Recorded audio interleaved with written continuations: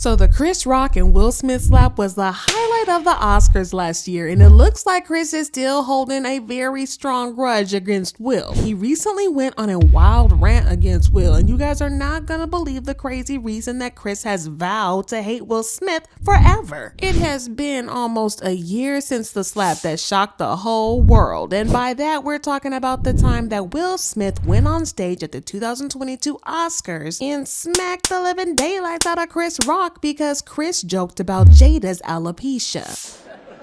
Jada, I love you. G.I. Jane 2, can't wait to see it. All right? Oh, wow. Wow. Will Smith just smacked the shit out of me. Now, Will got a crazy amount of backlash for the slap, and he almost got canceled by Hollywood. He lost a couple of roles that he had already signed on to, and he lost his seat on the Academy Board. And he has also been banned from attending the Oscars, as well as all Oscars-related events for 10 years. Things got really messy, but he eventually apologized publicly to Chris, saying, "Violence in all of its forms is poisonous and destructive. My behavior at last night's Academy Awards was unacceptable and inexcusable. Jokes at my expense are a part of the job, but a joke about Jada's medical condition was too much for me to bear, and I reacted emotionally. I would like to publicly apologize to you, Chris. I was out of line and I was wrong. I am embarrassed, and my actions were not indicative of the man I want to be. There is no place for violence in a world of love and kindness." Now, while Chris never really publicly accepted Will's apology, he declined to press charges, which led people to believe that he had chosen to be the bigger person and forgive Will. Well, this is actually not at all the case, because even after all this time, Chris is clearly still holding on to a grudge, and it doesn't look like he is going to be letting go of this grudge anytime soon. So Chris recently filmed his Netflix live special, which he titled Selective Outrage, and well, he did not hold back about how he feels about Will and Jada. The first thing that caught people's attention is the fact that he decided to film in Baltimore, which is Jada Pinkett Smith's hometown. It's kind of obvious that Chris's choice of location is a middle finger to Jada, because it's extra insulting of him to diss her and her husband in her city. He kicked things off by clowning Will and Jada for their entanglement drama, and he dragged them for talking about it publicly. I did not have any entanglement. And for people that don't know, and everybody knows, Will and his wife was fucking her son's friend, okay? Now, I normally would not talk about this shit, but for some reason, these niggas put that shit on the internet. I have no idea why two talented people would do something that low down. What the fuck? Now, while we all can agree that it was indeed weird for Will and Jada to have that kind of conversation publicly, it's also obvious that the only reason Chris was bringing this up is because he wanted to get back at Will and embarrass him. Well, Chris then went on to reveal just how hard Will had gotten clowned in the industry after the Red Table Talk with Jada. Everybody called that man a bitch. Charlemagne called him a bitch. The Breakfast Club called him a bitch.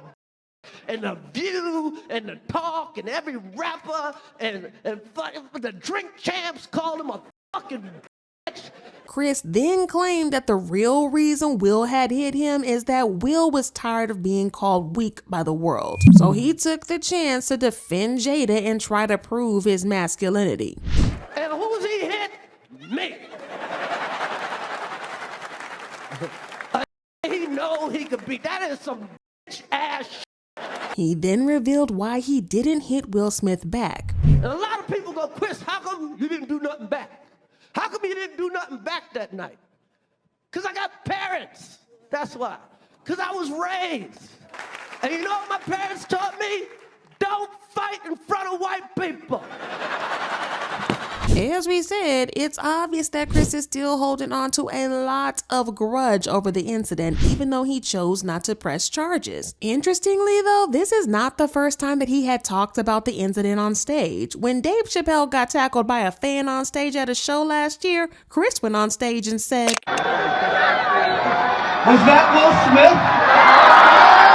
Then in another show a few days later, they joked about it, with Dave Chappelle telling Chris, "At least you got smacked by someone of repute. I got smacked by a homeless guy with leaves in his hair." Chris then replied, "I got smacked by the softest guy that ever rapped." So yeah, Chris has been making the slap the brunt of his jokes for a while now, which we can't blame him for because after all, he was the one who got slapped. But when it comes to his latest dig against Will and Jada, people have mixed feelings about it. Some people are on Chris's side and they left comments like, not y'all mad at Chris Rock for laughing at his own trauma. That man handled the Will Smith situation with so much grace, way better than most people would have. He had every right to speak on it during his Netflix segment. And Chris Rock has earned every right to milk the whole Will Smith incident. That man slapped him on national TV at the Oscars and he didn't press charges, was quiet about it for a long time. What better way than a Netflix special? They thrive on it. On the other hand, a lot of people think that he went way too far,